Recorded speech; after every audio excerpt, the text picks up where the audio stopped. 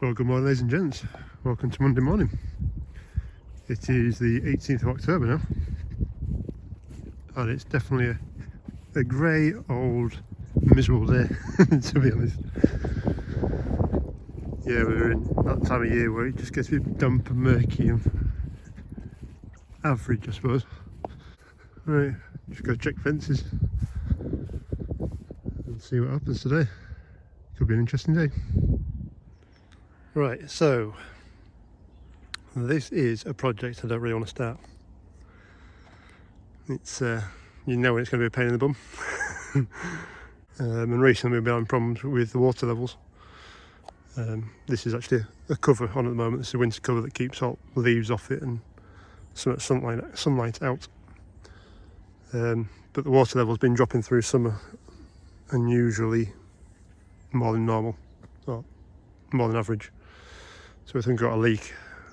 So basically the water comes out of there, comes up to what we call a Wendy house, brick house there, pumps and filters, and then comes back in through this bank and into the pool again. We think it's the pressure side of it, not the suction side of it, that's actually got a problem with it. But trying to find it between there and there, when you've got trees and all sorts, is going to be fun. So can't be that far away.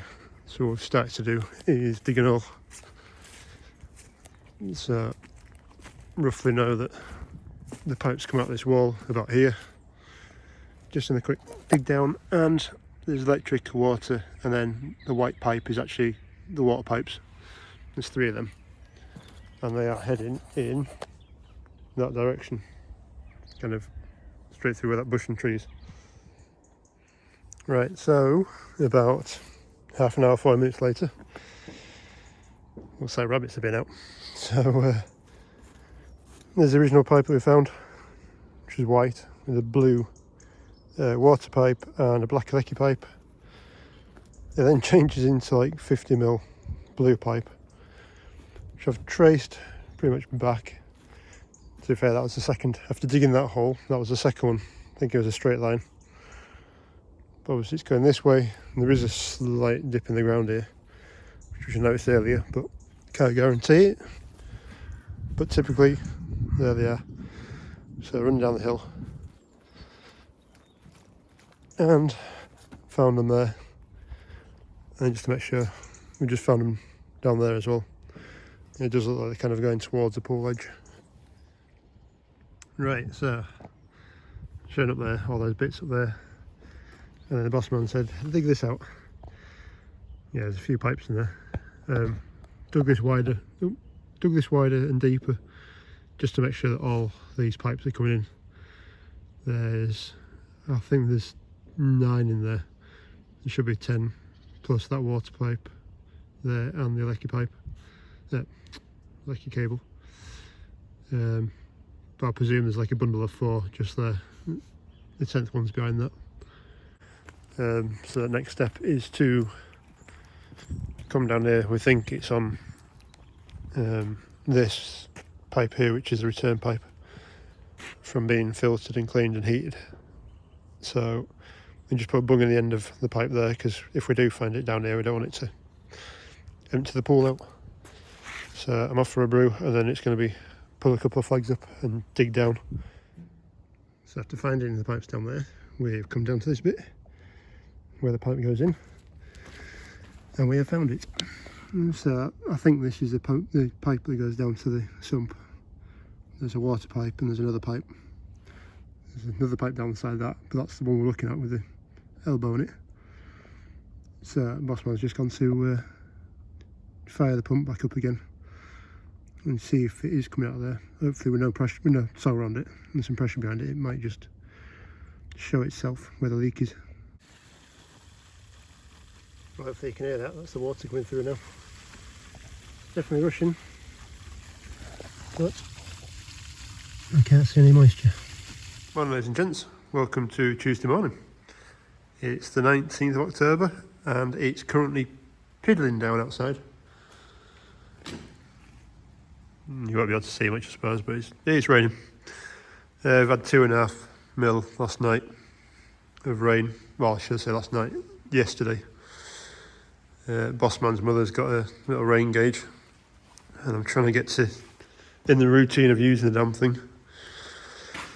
So yeah, back onto this. I'm just going to have an hour doing this. I have tacked this up about 4 times.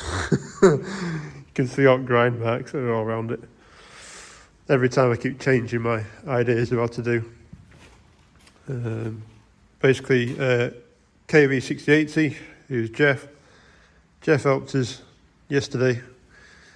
He sent me a design that they use at his place, which is nice. That were good. And then I looked at it and went back to the lad who owned the Sanderson that I bought off. And he said, well, while you're here, you might as well have a look at the one that we had and the one that I used in the video. So I went to measure theirs up. And I think between 2 of them, I might just come up with a better idea. Yeah, try and work out how to drill holes in that. Because I think all I've got, and I don't even know if they're big enough, because I can almost walk around here without getting fallen over. All I've got are step bits, which goes up to 32, which isn't quite big enough. I think I need a 40. I think I need a 45 or a 46 mil bit. So the lad next door, in the bar next door, he does a bit of engineering work. I think he's got a mag drill, so I can either ask him or I've got another lad down the road that we can see. Whilst we're on as well, somebody asked me the other day, sorry I can't remember who it was, about the Parkside stuff. For those who haven't been around for too long, that's my little grinder. That's an Audi welder. That welder's been pretty good actually. It hasn't clicked off every welding rod job I've done.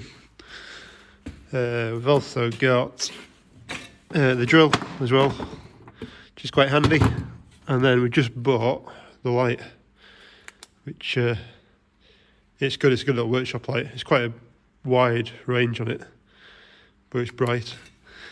And then we've just bought as well cordless welder, which I've not used yet. Ooh. But to be fair, I hate doing electrical work anyway. But it's one of them things, if you don't have it, you'll need it. So what I did was I bought these, which are the bigger batteries. I'm trying to see which size here.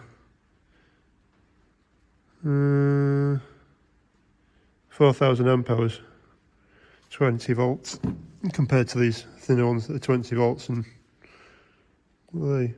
200 amp hours. So the big ones are twice the size of the little ones. Especially for the grinder, it works quite well because the grinder pretty much sat in little batteries. Only problem I've had with grinder is the RPM speed.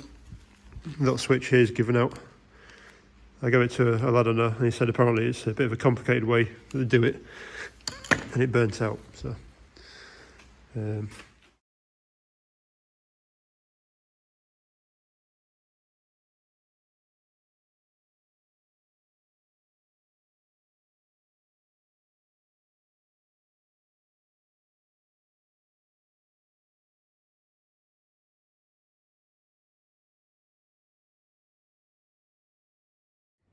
well, that's just turned the job to shit. But the welder stopped working, so I think the word is up the creek without a paddle. So another bracket's fit in the right place, that's fine. I'm going to have to get my mate to weld it up for us now. Yeah. Oh well, that's going to be the end of this build for a minute. Hopefully I'll get back to you when we get a bit more progress. Well, good morning ladies and gents. Welcome to Wednesday morning. It's now the 20th of October. It's going quick. I got everything welded up on the corners of the box. Tacked in the bracket plates and tried it on the loader. Now if you look at some of the welds, they're not the best in the world. I have a few bits of ground that out to try and re-weld it. This is actually the worst side, to be fair. And then I'll show you a nice weld. Down. Cracks down there. They're not the best. I'm not a welder, but it'll hold.